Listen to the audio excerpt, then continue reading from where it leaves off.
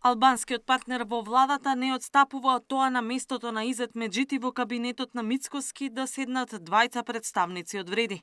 Оттаму тврдат дека по заменувањето на Меджити за градоначалник на Чаир постои согласност на вице-премиерското место да седне Беким Сали, додека пак Вреди треба да предложи друго име за неговата втора функција – министер за животна средина. Për çështja tjetër, natyrisht, siç e dini, Lëvizja Demokratike kishte edhe ministrinë e mjedisit, pra Izet Medjiti kishte dy rolet, zëvendës ministër I parë dhe ministër I mjedisit, pra ishte ministër me resor apo zëvendës ministër me resor. Tani Izet Medjiti dhe Lëvizja Demokratike do propozojnë sigurisht edhe një emër për ministër të mjedisit dhe besoj brenda kësaj jave, nesër, mos largu, do ulemi me kryeministrin si mandatar dhe do I shtrojmë këtë çështje, gjejmë një zgjidhje në bazë të asaj që është dakorduar si hise e partnerëve të koalicionit.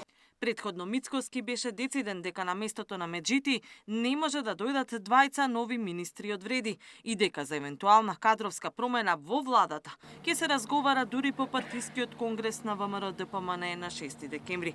Од друга страна, неговата матична партија се уште инсистира на реформи во СДСМ со заменување на лидерот Филипче. Видни големи поддржувачи на СДС, според информациите кои стигнаа до нас, одбиле да бидат дел од раководството на СДС само затоа што не сакале да бидат дел од партијата која некогаш беше државотворна партија, а сега спадна на едва и 120.000 гласови, за кои заслужен е директно Венко Филипче, а секако и неговите претходници Ковачевски и Зоран Заев.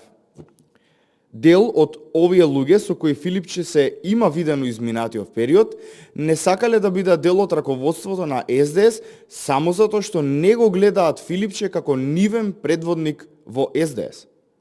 Очигледно е дека во СДС има проблем во делот на консолидација. Од СДСМ возвраќаат дека по последните корупциски афери власта треба да бара промена во сопствените редови. Оттаму и со порака дека нема да успеат разни кујни за наводни мешетарења во партијата. Оттаму треба да се занимаваат со скандалите кои што им се случуваат и треба исто така и тие да бараат одговорност токму во партијата сопствена. Она што се покаже и што се докаже е дека СДСМ се подобрува, СДСМ допрва исто ќе се реконструира, СДСМ ќе има ново раководство и СДСМ ќе излезе целосно подготвена на секој наредни избори. Но она што е најважно е дека ќе имаме кадри, ќе имаме секако партиско членство, ќе имаме се она што е во суштината на партијата, насочени кон критика на работата на владата и ниту едни кои што се подгреваат од Белата палата, приказни кои што се плетат токму за Социјалдемократскиот сојуз на Македонија, за обновувањето на Социјалдемократскиот сојуз на Македонија во однос на ново раководство, нема да дозволиме да не спречат да бидеме конструктивна опозиција. Неофицијално конгресот на партијата треба да се очекува до нова година. Катерина Нешкова, Сител телевизија.